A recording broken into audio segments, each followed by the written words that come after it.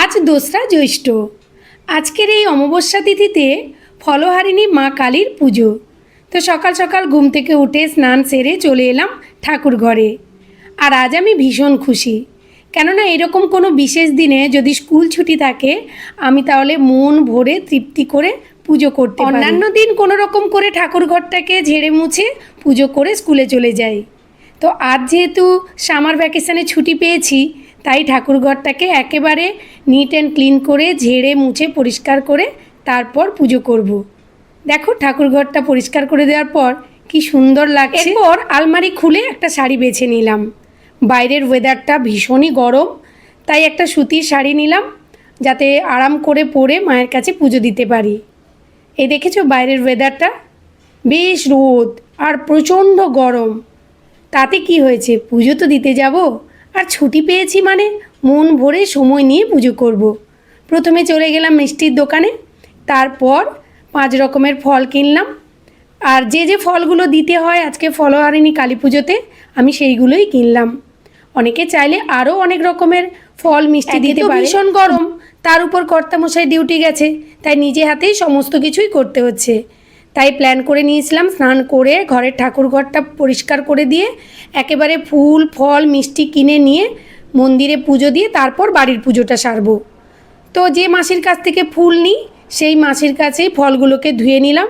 তারপর ফুল নিয়ে এসে ঠাকুর মন্দিরে লাইন দিতে হয়েছে।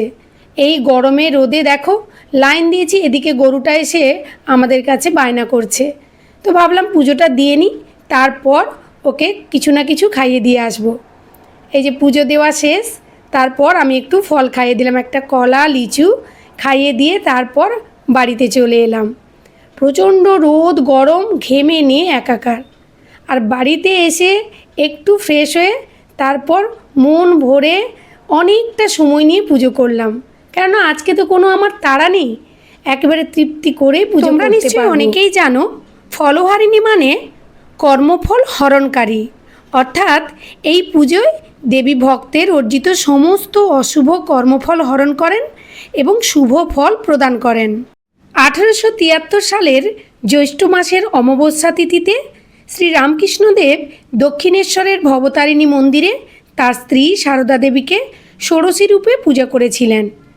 তারপর থেকে রামকৃষ্ণ মঠ ও মিশনে এই দিনটি অত্যন্ত পবিত্র হিসেবে পালিত হয় এবং ষোড়শী পুজো নামেও আজকের এই দিনটি পরিচিত। এই দিনটিকে অনেক স্ত্রী সাবিত্রী ব্রতরূপেও পালন করেন। আজকের এই দিনটির বিশেষত্ব অনেক। তাছাড়া আজকের দিন সন্ধেবেলায় বাড়ির সামনে একটা প্রদীপ জ্বালাতে হয় সর্ষের তেল দিয়ে, আর সেই প্রদীপের মধ্যে অবশ্যই এক টুকরো লোহা আর কালো তিল দিতে হয়, তাহলে ঘরের জন্য অনেক শুভ শক্তি বহন করে। আমি যতটুকু জানি সেইটুকুই তোমাদের সঙ্গে শেয়ার করলাম। তো আমার এই ভিডিওটি কেমন লাগলো অবশ্যই কমেন্ট করে জানিও। ভালো লাগলে শেয়ার করে পাশে থেকো। আর মায়ের কৃপায় সবার মঙ্গল হোক, সবাই ভালো থাকুক, সুস্থ থাকুক, এই প্রার্থনাই করি। আমি সকালবেলা মন্দিরে গিয়ে পুজো দিয়ে এলাম, কিন্তু প্রদীপ জ্বালাইনি। সন্ধেবেলায় আমি আমার হাজব্যান্ড দুজনে যাব, গিয়ে মন্দিরে প্রদীপ জ্বালিয়ে দিয়ে আসব। প্রায় শনিবার আমি আর আমার হাজব্যান্ড মন্দিরে গিয়ে প্রদীপ দিয়ে আসি। এটা কোনো নিয়মের মধ্যে পড়ে না, আমরা ভালোবেসেই এই কাজটা করে আসি। আর ওখানে যারা গরিব দুঃখী মানুষরা থাকে তাদের জন্য আমাদের যতটুকু সামর্থ্য থাকে সেইটুকুই করে আসি। সবটা হয়তো তোমাদের সামনে তুলে ধরি না, সবটা তুলে ধরার ইচ্ছেও করে না, কিছু কিছু কাজ নীরবে করে যেতে হয়। সবাই ভালো থেকো, সুস্থ থেকো, দেখা হচ্ছে নেক্সট ভিডিওতে। আজকের মতো এখানেই, টাটা।